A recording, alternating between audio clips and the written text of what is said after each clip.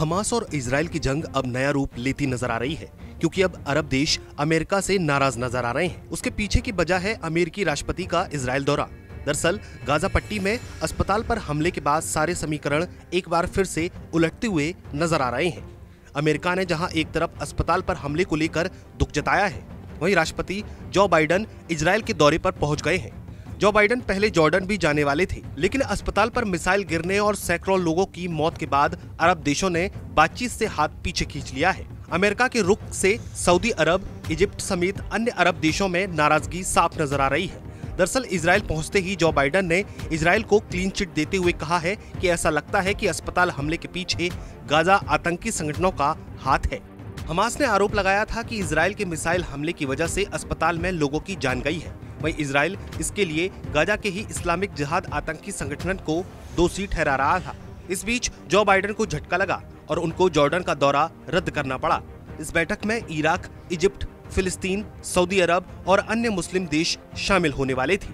America चाहता था कि इजराइल के साथ खड़े होने के बावजूद वह गाजा के आम लोगों के साथ भी संवेदना जारी रखे। इसलिए जॉर्डन में अरब देशों के सम्मेलन का प्लान बनाया गया था। इसमें गाजा के लोगों को मदद देने को लेकर चर्चा होनी थी, जो कि नहीं हो पाई। बता दें कि जो बाइडेन ने इजराइल पीएम से मुलाकात के बाद खुलकर इजराइल के साथ देने की बात कही थी। उन्होंने ये भी कहा कि हमास का पूरी तरह सफाया होना जरूरी है। हालांकि ये स्पष्ट नहीं है कि वे इजराइल का कहां तक साथ देंगे। Deeply saddened and outraged by the explosion at the hospital in Gaza yesterday, and based on what I've seen, it appears as though it was done by the other team, not you. But there's a lot of people out there who are not sure.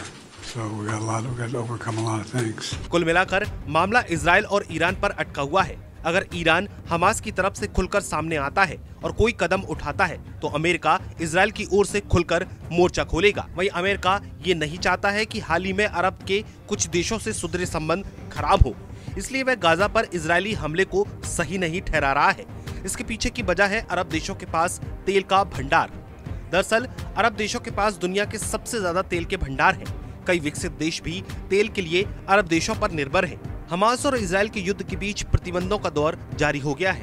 America ने Iran पर प्रतिबंध बढ़ाने का ऐलान कर दिया है। ऐसे में ईरान और अन्य अरब देश भी इजराइल के साथ खड़े होने वाले देशों के खिलाफ एक्शन ले सकते हैं।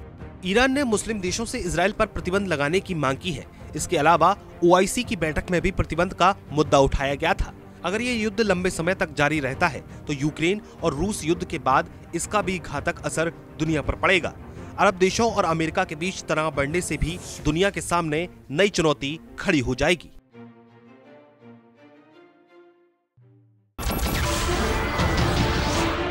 नमस्कार, मैं हूं मानक गुप्ता।